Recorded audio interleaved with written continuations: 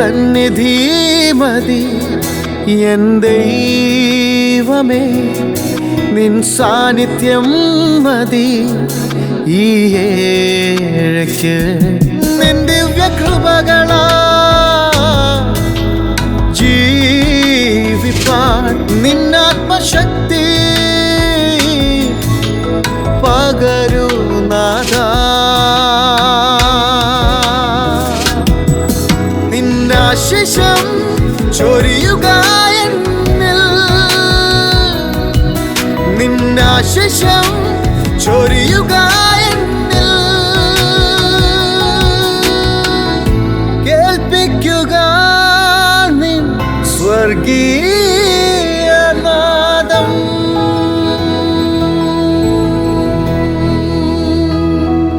സ്വർഗീയനാദം ശ്രവിക്കുന്ന എല്ലാ മാന്യ സ്നേഹിതർക്കും പ്രഭാതവന്ദനങ്ങൾ അറിയിക്കുന്നു. ഇന്നത്തെ ദിവസം എല്ലാവർക്കും അനുഗ്രഹമാകട്ടെ എന്ന് പ്രാർത്ഥിക്കുന്നു. ലോകം മുഴുവനും ആർട്ടിഫിഷ്യൽ ഇൻ്റലിജൻസിൻ്റെ നിയന്ത്രണത്തിലേക്ക് വരുന്ന ഒരു കാലത്ത് നാം ജീവിക്കുന്നു. നിർമ്മിത ബുദ്ധി അതിൻ്റെ ഏറ്റവും പുതിയ തലങ്ങളിലേക്ക് കടന്നിരിക്കുകയാണ്. നമുക്കറിയാം, ലോകത്തെ മുഴുവൻ സ്വാധീനിക്കുന്ന ഒരു വലിയ പ്രതിഭാസമായി തന്നെ നിർമ്മിത ബുദ്ധി മാറിയിരിക്കുന്നു. പേരുപോലെ തന്നെ കൃത്രിമമായി നിർമ്മിച്ചെടുത്ത ബുദ്ധിയാണ് നിർമ്മിത ബുദ്ധി എന്ന് പറയുന്നത്. യഥാർത്ഥത്തിൽ ഇത് കമ്പ്യൂട്ടർ പ്രോഗ്രാമുകളാണ്. ഒരു കമ്പ്യൂട്ടർ എപ്പോഴും പ്രവർത്തിക്കുന്നത് അതിൽ കൊടുത്തിരിക്കുന്നതായ നിർദ്ദേശങ്ങളുടെ അടിസ്ഥാനത്തിലാണ്. കമ്പ്യൂട്ടറിന് നാം കൊടുക്കുന്ന നിർദ്ദേശങ്ങളാണ് കമ്പ്യൂട്ടർ പ്രോഗ്രാമുകൾ എന്ന് പറയുന്നത്. കോഡിങ്ങിലൂടെ പ്രോഗ്രാം ചെയ്തെടുക്കുന്ന ആപ്ലിക്കേഷനുകളാണ് വാസ്തവത്തിൽ കമ്പ്യൂട്ടറിനെ ചലിപ്പിക്കുന്നത്. അങ്ങനെയുള്ള ആയിരക്കണക്കിന് പ്രോഗ്രാമുകളുടെ ആകെത്തുകയാണ് ആർട്ടിഫിഷ്യൽ ഇൻ്റലിജൻസ് എന്ന് പറയുന്നത്.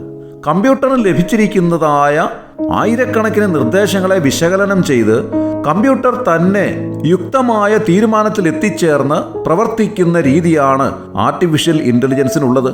ഒരു ഉദാഹരണം കൊണ്ട് ഇത് വ്യക്തമാക്കുവാൻ ഞാൻ ആഗ്രഹിക്കുകയാണ്. എൻ്റെ സുഹൃത്ത് കഴിഞ്ഞ ദിവസം ജോലി കഴിഞ്ഞ് വളരെ ക്ഷീണിതനായി വീട്ടിലേക്ക് ഡ്രൈവ് ചെയ്ത് വരുന്ന വഴി അദ്ദേഹം കാറിലിരുന്ന് ഉറങ്ങിപ്പോയി. കുറേ സമയം കഴിഞ്ഞ് അദ്ദേഹം ഉറക്കത്തിൽ നിന്ന് പെട്ടെന്ന് ഞെട്ടി ഉണർന്നു. നോക്കുമ്പോൾ വളരെ തിരക്കേറിയ ഒരു സിഗ്നൽ പോയിന്റിൽ തൻ്റെ കാർ ഗ്രീൻ സിഗ്നലിന് വേണ്ടി കാത്തു കിടക്കുന്നതാണ് കണ്ടത്. ഈ കാർ ആർട്ടിഫിഷ്യൽ ഇൻ്റലിജൻസിൽ ഡ്രൈവർ ഇല്ലാതെയും സെൽഫ് ഡ്രൈവിംഗ് മോഡിൽ റൺ ചെയ്യുന്ന കാറായിരുന്നു. ഉറക്കച്ചടവോടെ ഇരുന്ന അദ്ദേഹത്തെ തൻ്റെ കാർ ഏതാനും ചില മിനിറ്റുകൾക്കുള്ളിൽ അനേക സിഗ്നൽ പോയിന്റുകൾ കടന്ന് തൻ്റെ വീട്ടിൽ സുരക്ഷിതമായി എത്തിച്ചു. ഇതാണ് നിർമ്മിത ബുദ്ധിയുടെ ഒരു കൃത്യമായ ഉദാഹരണം.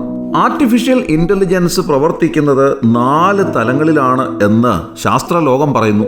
അതിലൊന്നാമത്തേത് റിയാക്റ്റീവ് മെഷീൻസ് ആണ്. അതായത് മുന്നറിവുകൾക്ക് വലിയ പ്രാധാന്യമില്ലാതെ അപ്പോൾ കൊടുക്കുന്ന നിർദ്ദേശങ്ങൾക്കനുസരണമായി പ്രവർത്തിക്കുന്ന നിർമ്മിത ബുദ്ധിയാണ്. ഉദാഹരണം പറയുകയാണെങ്കിൽ ചെസ് കളി പോലെയുള്ള കാര്യങ്ങൾ. രണ്ടാമത്തേത് ലിമിറ്റഡ് മെമ്മറിയാണ്. അതായത് മുന്നറിവുകൾ സ്റ്റോർ ചെയ്തു വെക്കുകയും അതിൻ്റെ അടിസ്ഥാനത്തിൽ ഡിസിഷൻ എടുക്കുകയും ചെയ്യുന്ന രീതിയാണ് ലിമിറ്റഡ് മെമ്മറിയിലുള്ളത്. അതിൻ്റെ ഒരു ഉദാഹരണമാണ് ഞാൻ മുൻപേ സൂചിപ്പിച്ച സെൽഫ് ഡ്രൈവിംഗ് കാറുകൾ. മൂന്നാമത്തേത് തിയറി ഓഫ് മൈൻഡ് എന്നറിയപ്പെടുന്നു.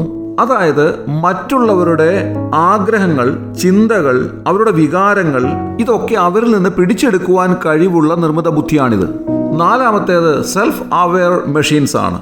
അതായത് സ്വയം ചിന്തിക്കുവാൻ, മറ്റുള്ളവരെ കൃത്യമായി തിരിച്ചറിയുവാൻ, ലോകത്തിലെ വിവിധ കാര്യങ്ങളെ കൃത്യമായി ഗണിച്ചെടുക്കുവാൻ കഴിവുള്ള നിർമ്മിത ബുദ്ധിയാണത്. എന്തായിരുന്നാലും ഈ നിർമ്മിത ബുദ്ധി ലോകത്തെ കൈപ്പിടിയിൽ ഒതുക്കുന്ന കാലം അതിവിദൂരമല്ല എന്ന് എല്ലാവരും ഒരുപോലെ പറയുന്നതായൊരു വസ്തുതയാണ്. അതായത് ലോകത്തെ അടക്കി ഭരിക്കുന്ന ഒരു ഏക ലോക ചക്രവർത്തിയിലേക്ക് ലോകത്തെ കൊണ്ടുചെന്നെത്തിക്കുന്ന ഏറ്റവും പ്രധാനപ്പെട്ട വസ്തുത ഈ നിർമ്മിത ബുദ്ധിയാണ് എന്നുള്ളതിൽ സംശയമില്ല. ഇവിടെയാണ് ബൈബിളിൻ്റെ പ്രസക്തി ഏറി വരുന്നത്. ബൈബിളിൽ പറയപ്പെട്ടിരിക്കുന്ന എല്ലാ കാര്യങ്ങളും ഇതേവരെ ഉള്ളത് കൃത്യമായി സംഭവിച്ചു കഴിഞ്ഞു. അങ്ങനെയെങ്കിൽ മേലാൽ സംഭവിപ്പാനുള്ളതും കൃത്യസമയത്ത് തന്നെ നടക്കും എന്നുള്ളതും സംശയാതീതമായ വസ്തുതയാണ്. തുടർന്ന് സംഭവിപ്പാനുള്ള കാര്യം കർത്താവായ യേശുക്രിസ്തുവിന്റെ മടങ്ങിവരവാണ്.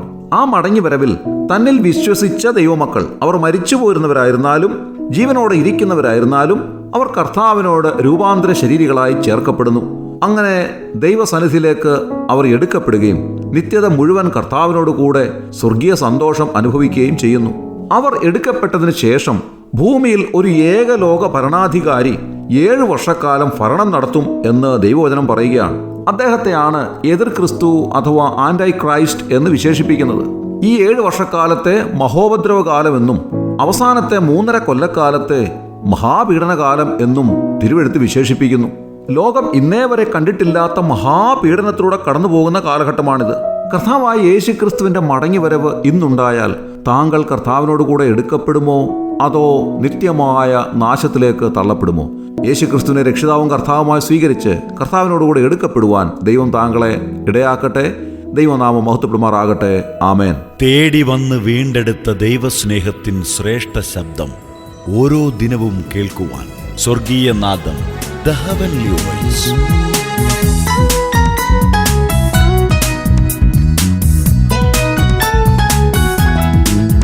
നിന്റെ വിളക്കിലെണ്ണ നീ കരുതിക്കോ, ഉറക്കം നിന്നെ തളർത്തിടാതെ. നിന്റെ വിളക്കിലെണ്ണ നീ കരുതിക്കോ, ഉറക്കം നിന്നെ തളർത്തിടാതെ.